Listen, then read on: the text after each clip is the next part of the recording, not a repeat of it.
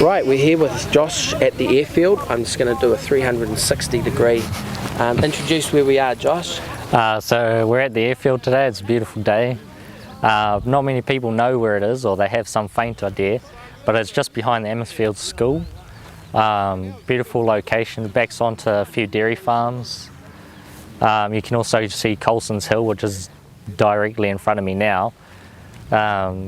Yeah, that's where we are. Okay, have you seen that? We'll get another 180 degrees. Have you seen that tower before on the video? Yeah, so, I mean, it doesn't look that pretty. Now point to Colson's Hill. So Colson's Hill is just behind me now, up there, you can just see it. So that's the big water tower up there. Yep. Okay, and there's the dirt bike track down here. So you turned off State Highway 1 to drive down here. Yep, all of this is hidden, except for Colson's Hill, which is pretty hard to hide.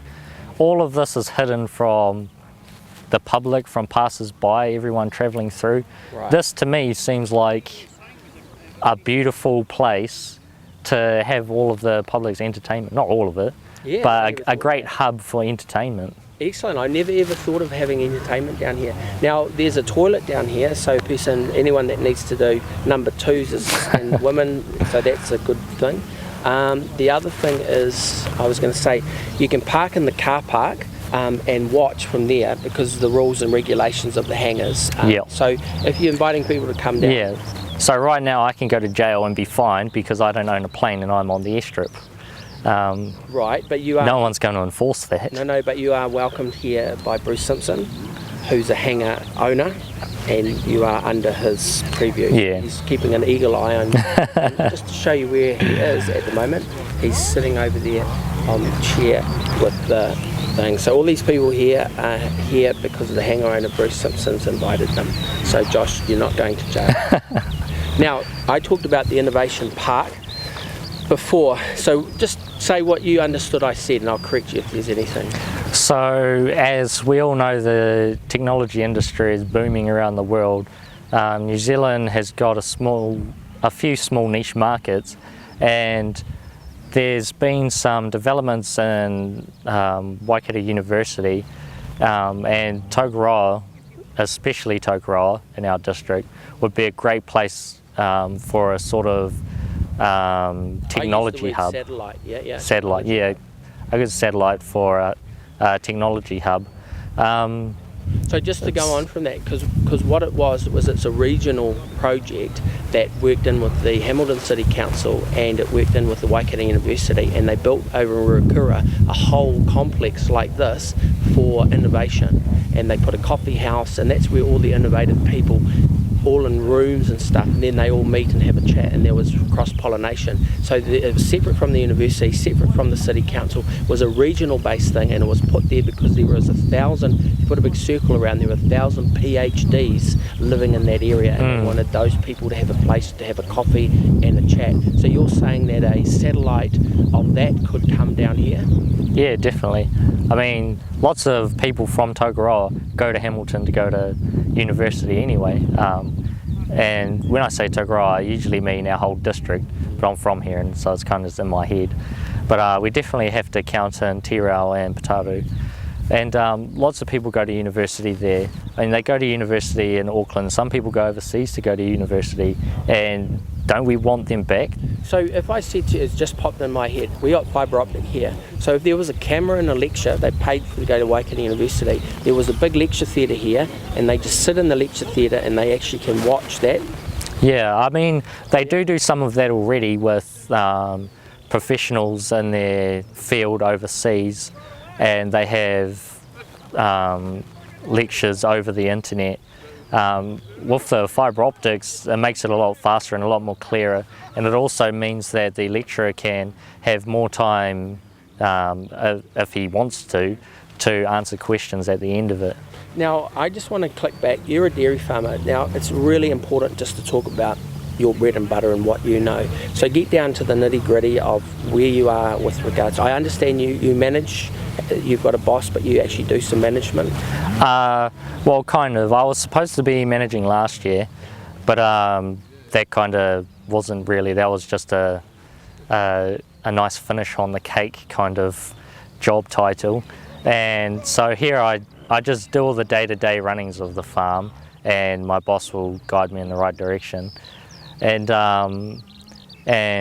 But what I'm more interested in dairy farming now, because there's not really any prospect of young people owning dairy farms unless you come into a lot of money, is the whole sustainability of the dairy industry. Right now everybody has this image that every cow that farts and poops, it goes into our water and in our air. Like, most of it goes into the air, the methane, but what most people don't know is that it can't leach like all the way underground into our riverbeds. It can only leach into our river systems, and we don't need dairy farms right next to the rivers. Obviously the dairy farmers along our rivers aren't going to like that statement. But so here's the thing, I just gave a select committee presentation on the TPPA, and my presentation was this. What's happened is that the older farmers haven't passed on job-wise to the younger people, and so they haven't taught them how to use the machinery, and they haven't taught them in sufficient numbers to take over the land free of bank loans, right? Yeah, so that's not 100% of their own doing. What's happening is, with American and Chinese investment coming in and buying lots of small farms and industrializing them, is it's taken away the need for everybody to know these valuable skills. So what I was in that select committee, what's grown up though is the accountants and the lawyers around it, right? Oh yes. Now the thing that I said was scary with signing the TPPA was this, that once the TPPA's in, the government loses the ability to soften if there's a fall in demand. Yeah. And the thing is, once that goes and the older farmers get too old, there's no one to take over the land to actually carry on the industry of agriculture, and that is a significant risk that New Zealand's facing. We are the agricultural leaders of the world, basically. The country that produces the most milk is India, and that's 100% consumed. That's by, I own a cow for my family and we drink its milk. In New Zealand we powder most of our milk and we send it overseas. You know, our dairy farming, by the way we farm, we build topsoil. Just about every other country in the world, their topsoil is washed into the water because of their huge industrialization of it. They are stored in barns, and all of their area of land is put into crops and then harvested. That all the cows poop and it goes into irrigators. They don't leave the hard matter on the ground and stuff to build up over time. Did you know that all the topsoil's all been through worms? So it's the most valuable resource we have on the planet. I mean, right there, you can't see it, it's behind the hanger. Yeah. There's a mound of topsoil that the council puts a value on as $250,000, and it's probably only the size of one of those hangers there. Right. No, that's good, Josh.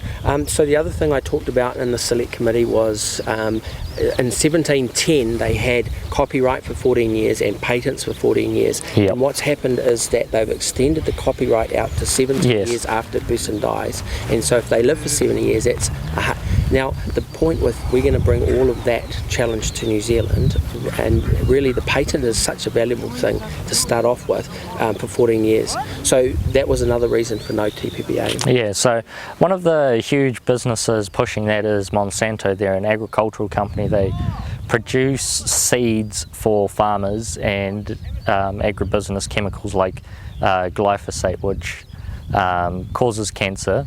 It's a carcinogen, but there's a low likelihood of people getting it. While they've got so much money, they challenged the United Nations on their report and took them to court, and they were forced to, instead of say it's a carcinogen, their output of their research was to say that it is unlikely to cause cancer. It's these big companies that are pretty much giving us a bad name. So the kind of technology and stuff that we have here in New Zealand is not what the rest of the world wants, because they can do a lot more in their methods than we can with ours. But we have a clean green image we want to try and sustain, and they don't care. Okay, so you've answered that we're actually doing the right thing, building up topsoil, and that's a good way to measure any new development. If it builds topsoil, it's good, give it the go ahead, and if it's a more American style thing, then we need to maybe slow it down or just carry on with what we go. So California, they are a bit more similar to the way we farm. They've got a lot of small kind of ecosystems, and I have a friend who is working with me, and he said that our town Tokoroa is basically exactly the same as his town back in California. Now, can we see what's underneath your glasses? Eyes? Oh, sorry, I forgot that they're transition lenses. Yeah, no, that's all good. And you're not going to get burnt in the sun. We'll make this, we just got another 5 minutes left on this this video. The last point I brought up at the Select Committee was that we've got 20 trillion of crown minerals, which is 20,000 billion of crown minerals, 5% on the land, 95% on the big sea plate, which is unallocated at the moment. At the moment, if you pay a couple of $1,000s, you can own the lot, and all you have to do is give the government 1% of it, so the 99% could go to the multinationals. As soon as TPPA is put in, it's a ratchet system, no one can back out of it, and so it just will disappear. So I've suggested it should be 33% royalty, but I also said that the TPPA, we're the second wealthiest per capita population on the planet behind Saudi Arabia, so we're about, once this TPPA comes in, we're about to be at the back of the queue. We'll give our resources to 12 other countries, and we'll wait for the crumbs off the table. Yeah, it's kind of the whole trickle-down effect happening. It doesn't really trickle down because they keep making us build their glasses taller. What I believe is we should be the nation that keeps all those resources and shows them that there's a completely different way of doing it. New Zealand's a very innovative country. We have to be. They just sent a group of scientists to Israel to see how their small population is very wealthy. They came back saying that a lot of it is not the industrialization, but the innovation of their people as well. Now it's interesting because in 1992 they had a special thing in Israel where they pushed licenses and patents and stuff like that, and they get billions of dollars a year coming in royalties and, and commissions and stuff like that. And their whole military is funded by America too, so that helps. So that's interesting, and that's why I'm interested in what Bruce does, because he can create something with his technology here and then license it, and then all the world manufactures it, but the royalties come flowing back into New Zealand. Yeah, so as Bruce was saying before, people come from over the world to see him and his technology. I didn't even know of Bruce before he sent me the email with his proposition to the council. I mean, how can that be possible? We've got someone who attracts people from all over the world, and us in our little town don't even know about him. I think he's put in it, he had 90 million views on his videos. YouTube channels. And yeah, so there you go. And you watched this video, how did you find it? Oh yeah, it was great. It was well mannered, well presented. It was filmed right here like we're doing now. Yeah. He said that, you know, if he was to repaint the air tower, the council will charge him for vandalism. The council is completely counterproductive to the enhancement of our own community. Okay, 61% of people watching this haven't voted before or don't usually vote. What's your message to them in the last minute? It's illegal to not be enrolled to vote, so you might want to go ahead and do that first. And the papers come in your mailbox. It's not hard to just tick a box. But I would say don't just tick a box. You should be a part of the community. Go out, see what's on offer. Talk to people. All of our emails are on there. That's probably the best way to connect with people. And if you don't have a computer, you can go to the library, and they've got, I think it's free if you're using it for under 20 minutes or something. And who do you want to be deputy mayor under the 4 candidates at this stage? You may change your mind, but who would you like to be deputy mayor under? Oh, at this stage I'd say Tracy Dean. Thank you very much, Josh. Have a nice